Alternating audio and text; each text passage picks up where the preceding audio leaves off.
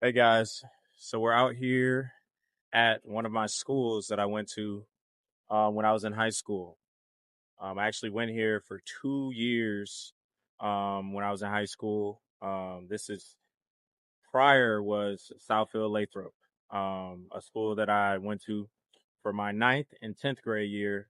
And honestly, a school that I fell in love with, where I felt most at home in because I had developed so many relationships um, with my teachers, with my friends, with classmates. And I loved the work that I was allowed to do at this place. Um, I was a part of choir, an amazing opportunity to be a part of choir and see the abilities that God had hidden within me.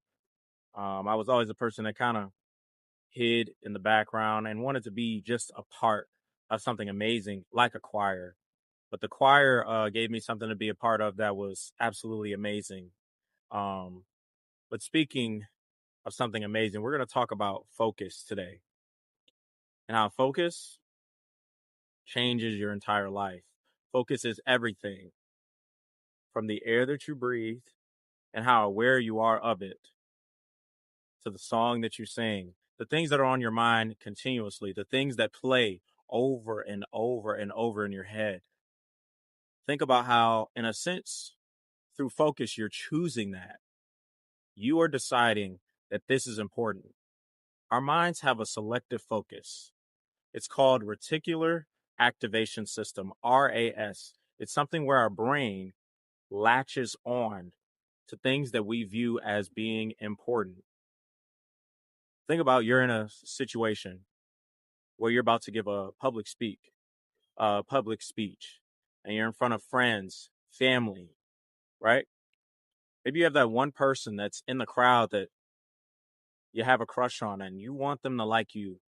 So you're so hyper focused on the way you're talking, the way you're speaking with that person in regard.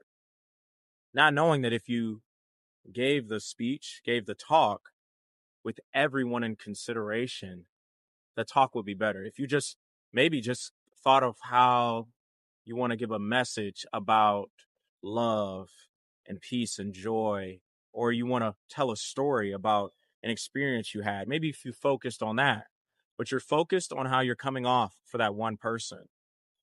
So you're shooting yourself in the foot essentially. You're telling yourself, oh, I can't say this, I can't say that, because you're so hyper focused on what that person might think if you act a certain way. It's a person that you want to them to view you like you're beautiful or that you're attractive. So you're almost scared to say the authentic things, to say that you're afraid or say that you feel like a nerd sometime or that you pick your nose or that sometimes instead of cutting the nail off of your toe with a clipper, you you move your mouth down there to go rip it off. You don't want to be as honest, right? This is what life is all about. You are so hyper focused on how they perceive you and how they see you that it's completely changing your experience of life. Just like being here, I can choose to focus on the beautiful memories that I had here at this place. Me walking through the halls, growing as an individual, growing in my ability to speak and sing, learning to love to sing, but learning ultimately that I love to be a part of a beautiful group and I love harmony. I learned that deeply about myself. And that was something that I got from being in choir. I learned that harmony was so important to me that I needed it almost like an air that I breathe. I desire harmony in my home with my wife. I desire harmony at my church with friends, at the family reunion, surrounded by family members. I desire harmony. I want us all to come together. I want us all to be in one big, as cheesy as it sounds, one big happy family.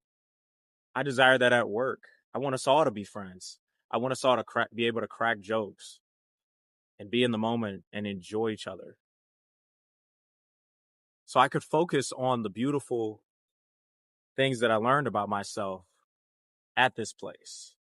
Or I can make a choice and focus on the negative things about the fact that I had a friend that I liked, but that they didn't like me back, or that I had this girl that I had a crush on, and she said she just viewed me as a friend. I could focus on that. I could focus on the fact that I felt disconnected from my bros. I had girlfriends, girls that were my friends, as they say, right? But I felt disconnected from my friends because they went to the other school a few miles away. So I felt that disconnection. And I wondered, okay, did I make the right choice going to this school? I wondered, okay, should I have went there until I got into choir? And that opened my eyes up and that gave me something to focus on, something to be excited for each day, something to focus on. And that's, I think, what a lot of people need. We need something beautiful to look forward to focus on daily. I would go home singing the songs that we would learn each day and come back a little bit better. I wasn't perfect.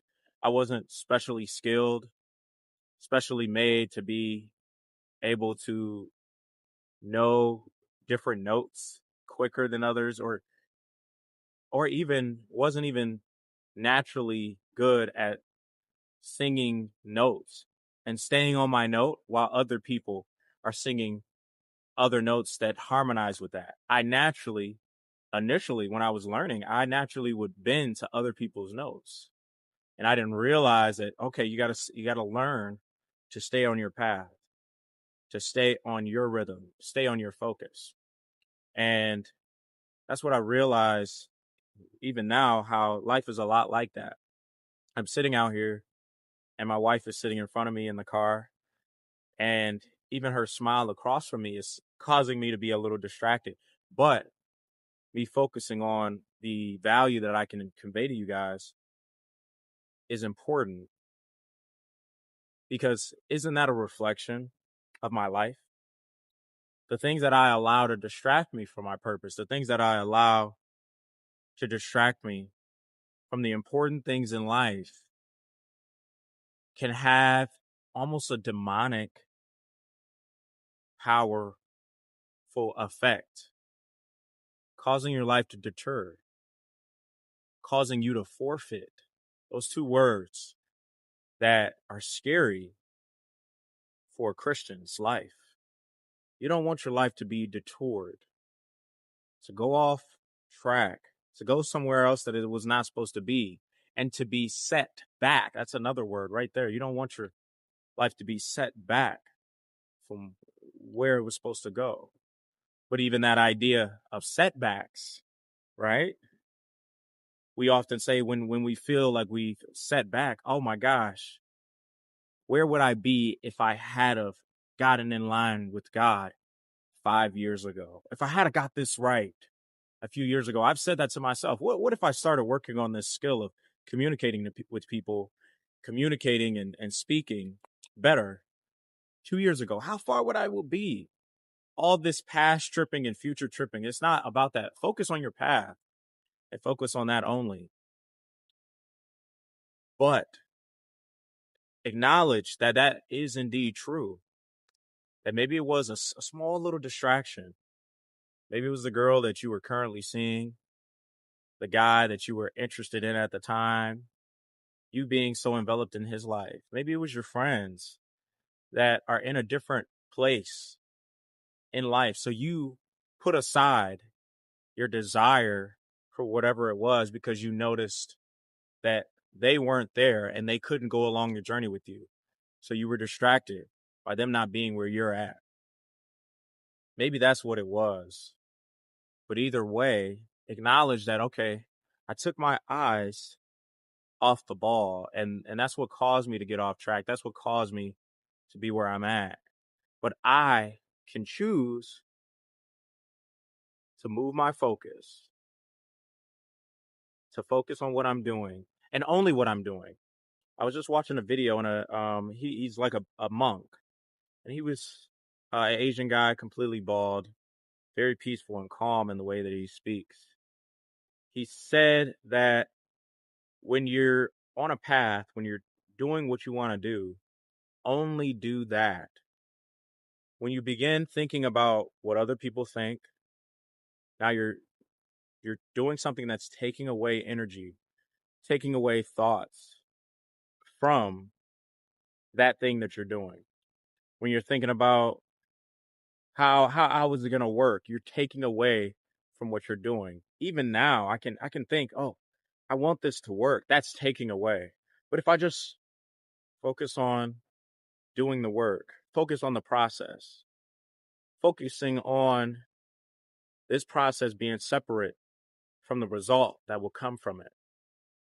Maybe think of this as just the enjoyment of talking about life. Focus is a big thing when it comes to being able to see the beauties in life. I have to be able to focus on God. I have to be able to focus on what He has in front of me and who He is in my life in order for me to keep going, in order for me to choose Him constantly. If I focus on the negatives, then maybe I start to blame Him. Maybe I start to blame myself. And maybe I harbor unforgiveness within myself to a point where I'm not able to love rightly. I'm not able to see people rightly, but not able to love Him rightly or see Him rightly because I am clouded. Think about this. When you're focused on something, everything else blurs. That thing suddenly becomes big, just like this camera. When you focus on God, you realize this is important. When you focus on God, you realize how big He is. When you focus on everything else, all the negative things surround you, you make them bigger than He already is. You magnify that. We say at church, magnify the Lord with me. He does not need magnification. He just needs your focus and attention. He's already big. He's everywhere. And if you can get to the point where you see Him everywhere, you will.